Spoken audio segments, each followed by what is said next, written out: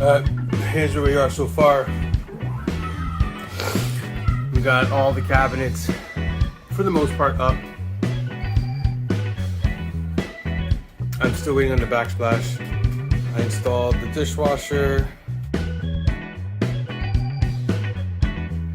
countertop. Here's my new sink. It has a garbage disposal. So a button. And here's the garbage disposal.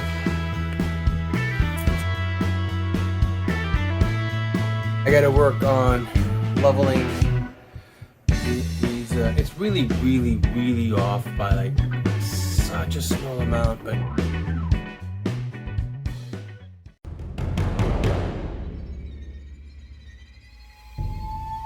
alright, I'm back. So today we're talking about Halloween.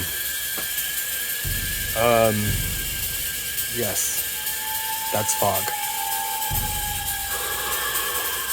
The smoke coming out. Just testing it out. Alright, later. Hey Google, set the kitchen lights to blue. Hey Google, set the kitchen lights to green.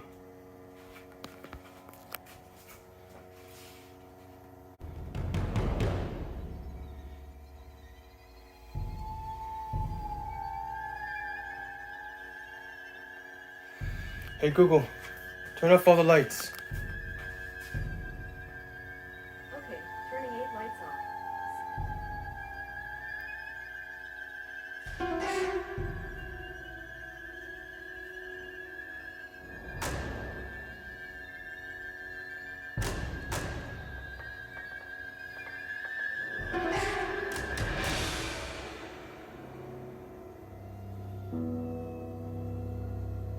Just messing around with the colors.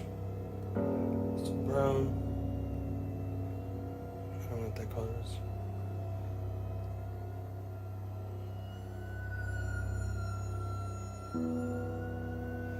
And that's just with Google.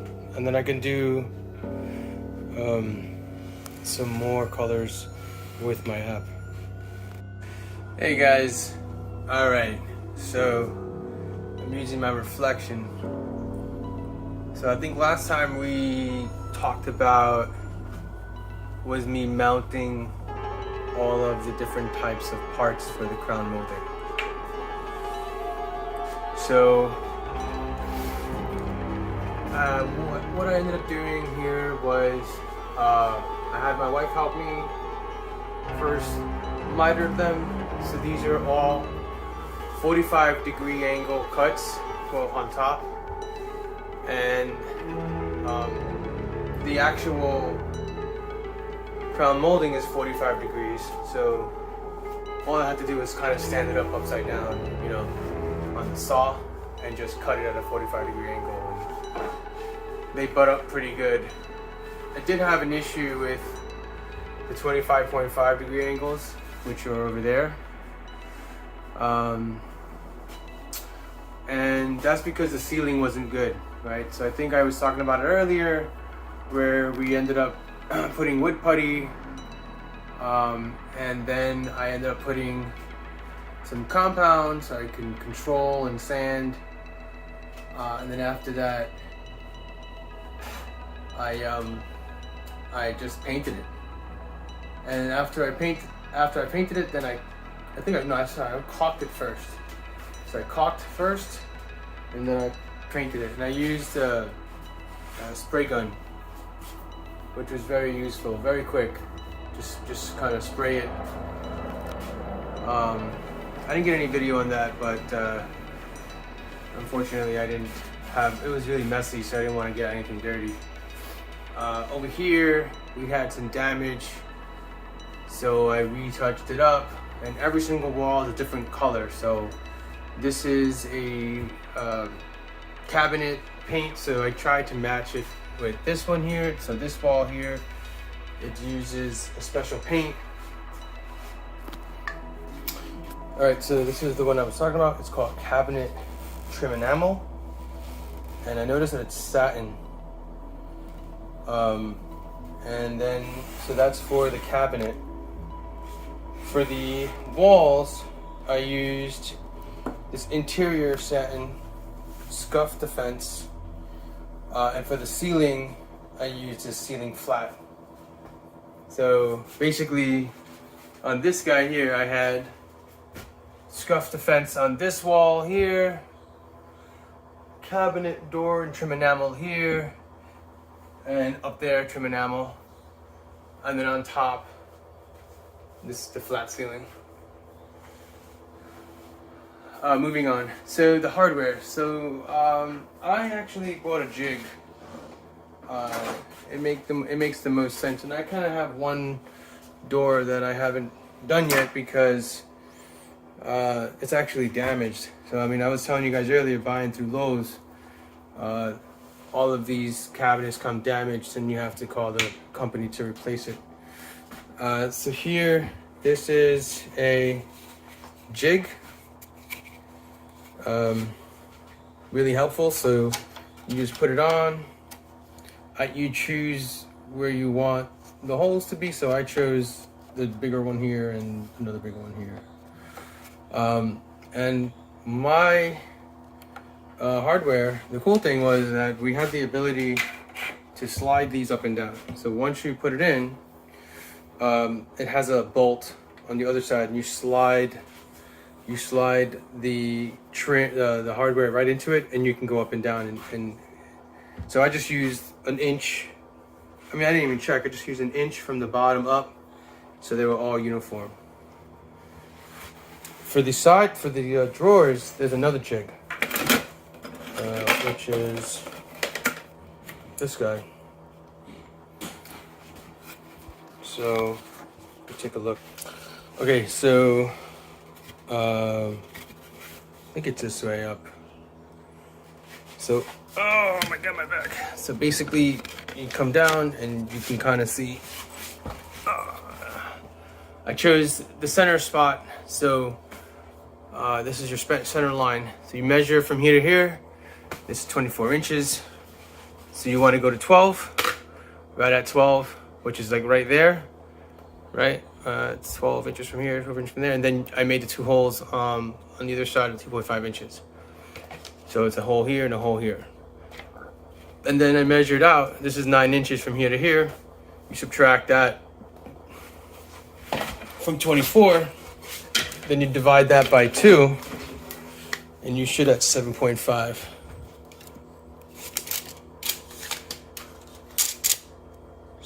Yep, see, 7.5 on each side. Sorry. And I use that line against all three.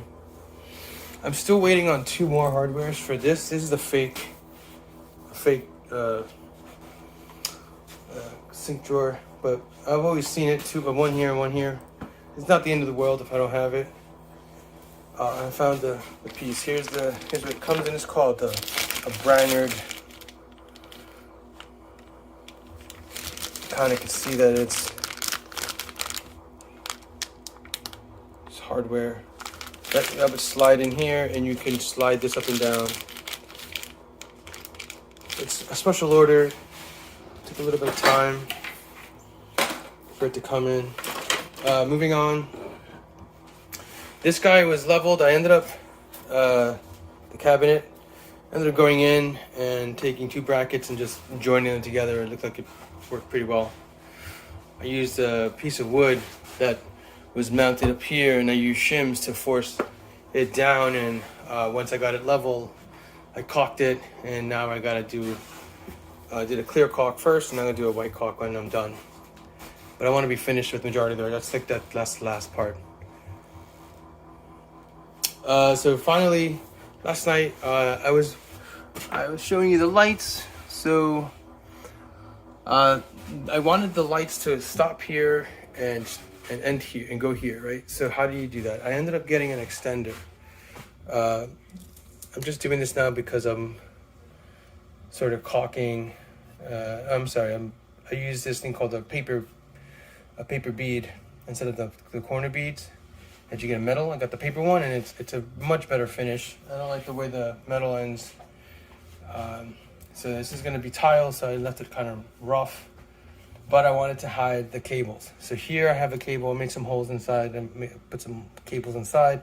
It's a 6 foot run. So you can see this goes from the light to a 90-degree angle down to this special cable, which I have a whole bunch of it, but that didn't work because I needed the ending. With this connector here, from the connector goes down into the wall, around, and then up here. And I'm gonna have this go up and kind of put it against the wall. I'm gonna try to get it nice. And it does the same thing on the other side. So you get an elbow to the lights. On the other side, I actually have the same cable. You can kind of see it here. So this is it. And under here, you can kind of see there's a connection right there. See that? So you just connect this to the connection. You want to do arrow to arrow. Stick it in, and then this goes down inside cabinets, comes up and ends up in this joint. So here I have a Y, and the reason why I put a Y here is because I want to stick this deep into the ceiling or into the roof and have that buried into the wall. And then I want to have this open in case I wanted to put the lights under here and under here. This is the fake wall. So I'm still working on that. I ended up putting it up here so when you have lights, the lights turn on up there. And I have another one back there. And that one runs the same way, but this is a separate power line, obviously. But they both connect to Google, and they both have the ability to change the same colors. They use the same strip, just different power. The bricks. So I bought these diamond cutters, thinking that I need them. But honestly, I don't think I'm going to need them because this looks like it might be just relatively simple. So the gap between each one of these holes, the gap is 1/8 of an inch. And I tested out with my trusty DAP cleaner. And so basically you stick your DAP thing in here and you clean it out, like, clean all the stuff out of it. So before I even put it on, I tested it and I just tried all of them, and this is the only one that worked. So that makes sense to me, right? So that's the line. So I bought the stars to have the same space as that, so because you want your lines to stay sort of uniform for the most part, because you still want to keep your straight wall. And so what I ended up doing was marking it, so you kind of see the mark here, and then you can see the mark there, and I have it going all the way across. Over here, I have this sort of 90-degree angle. This actually is not meant for tiles, it's actually meant for trim. So I have trim. So this is called a tile corner, a tile trim. I don't know the name, it's a really weird name, but I actually really like it. So this guy is going to be the one that goes where I had that drawing. And I ended up getting these little corner, it's like a 90-degree angle outside corner. I don't know, it's like a piece that you just kind of stick it on top. So then you don't have to cut the 45-degree angle here. That's what I was seeing them doing. I see they were cutting it here and then trying to fold it, and I don't know, man, I'm not that skilled. I actually had a really bad time doing corners. Even over here, I couldn't do that 45-degree angle. I find these things called a cheater box, and these cheater box allowed me just cut a regular 45 cut, not even 90, and then just butt them up to that cheater box, and that was it. And it looks good. I actually really like it. It gives it a little bit more class. in my opinion. So we were saying earlier that I'm gonna have to be cutting these guys off here to match the pattern that's coming off here. So you can notice that this was cut and this was cut and this was cut. So I'm gonna cut these off respectively to have the same pattern be there, and so this was actually relatively straightforward. This was the only part that I had to cut. Again, these three. I have one of the biggest concerns is that this is normally 18 inches. So normally you go from here to here, it's 18, and each box is 2 inches. So you got 2, 4, 6, 8, 10, 12, and then you cut the 3 lines, and I give you 14, 16, 18, right? And that would be good enough for you to just take this as you cut these 3. So this half can go here, and then this half can go here, right? Or this half can go there, and this half can go there. But unfortunately, because my ceiling, and because I think it's the ceiling, honestly, because I had enough space here. So you notice this is a much bigger hole than over here. So the house settled, and I had to go with the lowest point in order for me to put the crown on top. So with that being said, this came down a half an inch. So instead of it's being 6 inches, it's 5 inches, or like 1 inch.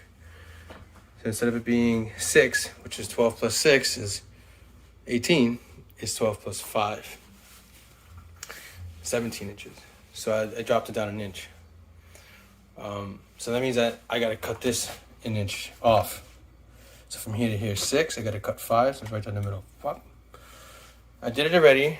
What I ended up doing was I used this glass saw, or whatever the hell you call it, tile cutter, and I did it individually. So I pulled out these 2.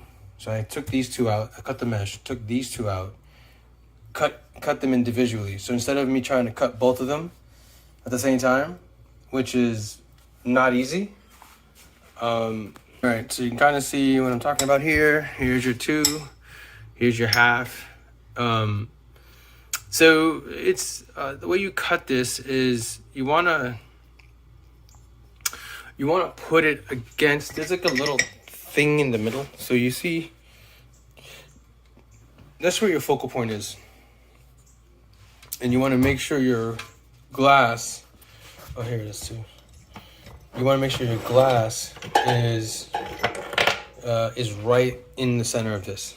And the reason why is because when you press down on this thing, right? When you press down on this glass, it's actually pushing against. It's like I want to say it's like a fraction. I can't even see it. It's like a fraction up over that little thing. And people think it wasn't going to work, but it worked, right? So you wanted to make sure you get a deep cut in the glass, and it sounds awful. Like, it doesn't sound nice. And if you didn't score it right, you get something like this. So it's scored right over here, and then all of a sudden it just kind of just went to shit. So yeah, you don't want to do that, right? So that's not a good cut.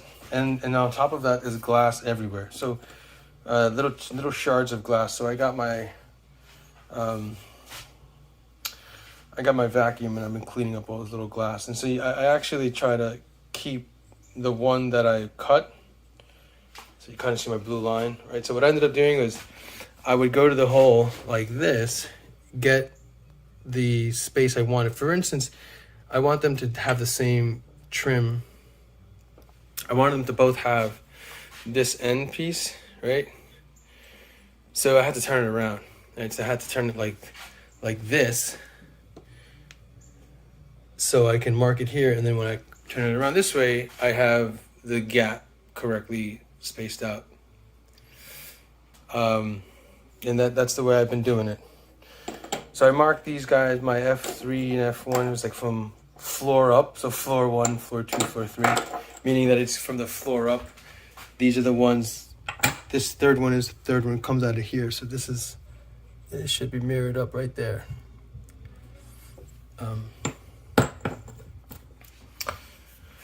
Anywho, I think that's about it.